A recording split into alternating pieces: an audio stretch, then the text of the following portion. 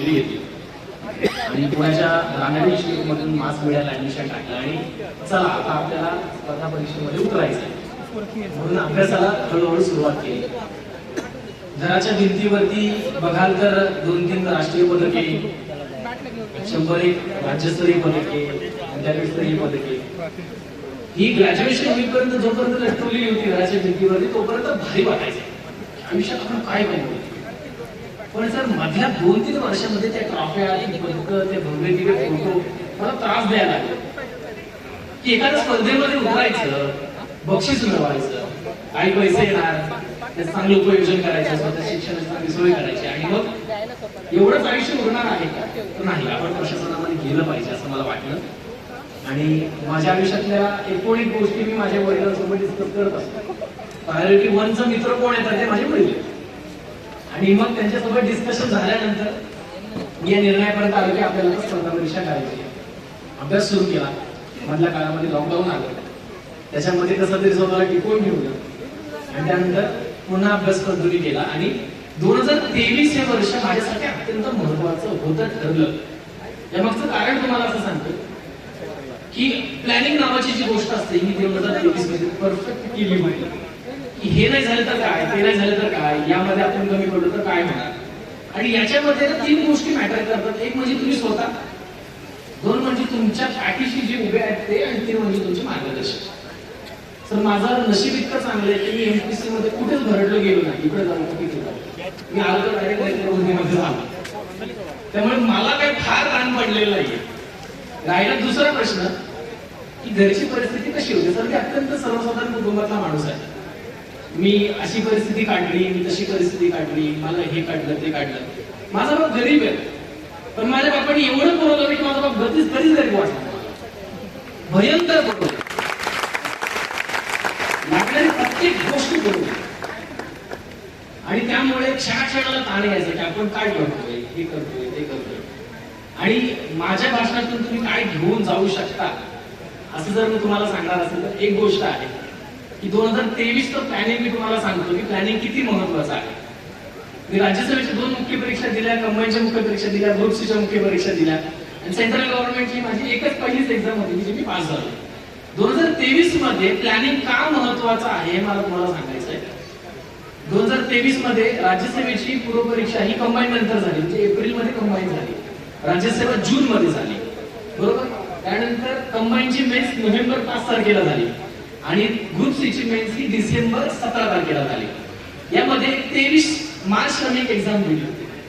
23 मार्चला एक्झाम दिल्यानंतर तिची मुख्य परीक्षा ही 9 जुलैला झाली आणि त्याची इंटरव्ह्यू झाला हा 9 ऑक्टोबरला.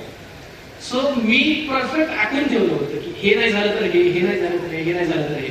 आणि मी एक एक्झाम देत गेलो आणि 10 नोव्हेंबर धनत्रयोदशीचा दिवस होता सर. अनएक्सपेक्टेड होता टोटली रिझल्ट. उमेश सरांना मी 5 मिनिटापूर्वी भेटून गेलो होतो. धनत्रयोदशी आपल्याला आता दिवाळीला घरी जायचंय, पण घरी जातोय तर त्यावेळेस घरी जाण्याची इच्छा नव्हती कारण आपल्याकडे पद नव्हतं. आणि धनत्रयोदशीच्या दिवशी एक पीडीएफ येते, रोल नंबर चेक केला, आपला रोल नंबर तर दिसतोय. 5 मिनिटं थांबलो, अवघ्या काही सेकंदात आयुष्य बदललं. मागे वळून पाहिलं आणि ढासं रडत होतो. जे आहे ते सांगतोय तुम्हाला. माणूस जेव्हा इमोशनल होतो त्यामुळे तो रस्त्यावर उभा आहे का कुठं उभा आहे काय कळत नाही. वडिलांना फोन केला, त्यांना आनंद झाला. घरी सगळ्यांना फोन फिरवले, असं असं झालंय, सरांना फोन केला, सरांना आनंद झाला.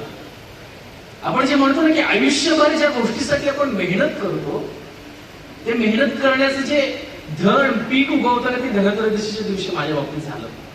आणि मला खूप आनंद आहे की त्या दिवशी माझं आयुष्य बदललं. आता केंद्र शासनामध्ये नोकरीमध्ये आहे. कधी एअरपोर्टला आलात तर तुम्हाला इमिग्रेशन ऑफिसर म्हणून तिथे दिसेल. आणि बाकी अभ्यासही सुरू आहे, सरांचं मार्गदर्शन वेळोवेळी आहे. आपण पास होणं महत्वाचं काय आहे मी तुम्हाला सांगतो.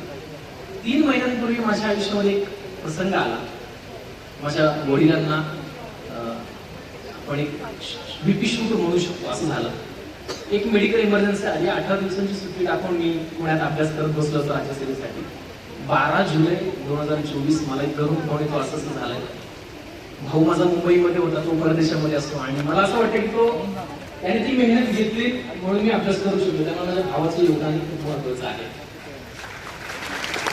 सर त्या दिवशी आपण पास होणं महत्वाचं काय एवढं सांगतो आणि थांबतो. सर त्या दिवशी 12 वाजता मला एक फोन येतो डॉक्टरकडून की असं असं झालंय, तुला यायचंय. मला कळत नव्हतं नेमकं काय झालंय, काहीच माहित नव्हतं. माझं पोहोचणं महत्वाचं होतं. पटापट कॅब बुक केली आणि आयुष्यातले सगळ्यात भयंकर 4 तास होते की ज्या 4 तास मी इथून घरपर्यंत प्रवास करत होतो. घरी गेल्यानंतर मी जे म्हणतो ना सर, आपल्याला आदर्श बघण्यासाठी बाहेर जाण्याची का गरज नाही. माझा बाप आयसीयू मध्ये बसला आणि मला सांगतो मला काय नाही झालंय बघ, आय एम ओके. काय हवंय एखाद्याला? त्यामुळे मी जे म्हणतो ना, बाहेर आदर्श शोधायला जायची गरज नाहीये. सर माझ्याकडे नोकरी होती, भाऊ नुकताच नेमका परदेशातून आला होता, आम्ही दोघेही सक्षम होतो. बाबाला कुठल्याच गोष्टीची कमी पडली नाही. जनरल वॉर्ड तर डिलक्स रूम मध्ये शिफ्ट केलं. आयसीयू मध्ये डॉक्टर जे म्हणेल ते देण्याचा प्रयत्न केला.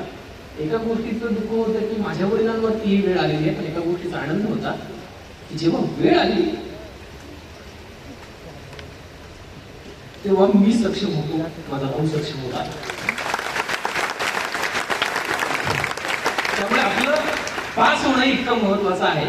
आपल्या आई वडिलांसाठी पास व्हा, आपल्या स्पर्श लोकांसाठी पास व्हा. आज रडायचं नव्हता, शेअर होती, वडील समोर बसले त्यामुळे ते झालं. 2 मिनिटांमध्ये माझा मूड चेंज करून पटकन तुमच्यासमोर उपस्थित राहतो. माझ्या सगळ्या प्रवासामध्ये रेप्रबोधिनी संस्थेचे खूप उपकार आहेत माझ्यावरती. मी अखेरपर्यंत त्यांच्या उपकारात राहणं पसंत करेल. मी त्या उपकाराची परतफेड करणार नाही, कारण ते ओझं मला वागवायला आवडेल.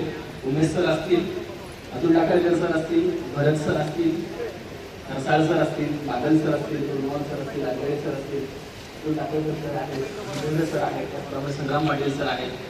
या सगळ्यांचं माझ्या या मेहनतीमध्ये महत्वाचा वाटा आहे. माझे आई वडील आहेत, माझे मोठे पप्पा इथे आलेले आहेत, मोठी मम्मी आलेली आहे, माझा मामा जो प्रशासनामध्ये कार्यरत आहे तो इथे आलेला आहे, माझी मामी आलेली आहे, माझी वहिनी आलेली आहे आणि माझ्या शेजारचे जे माझ्या भरभरून प्रेम करतात सगळे आलेले. मी सगळ्यांचे अगदी मनापासून आभार करतो. आपलं पास होणं हे इतकं महत्वाचं आहे. थँक्यू.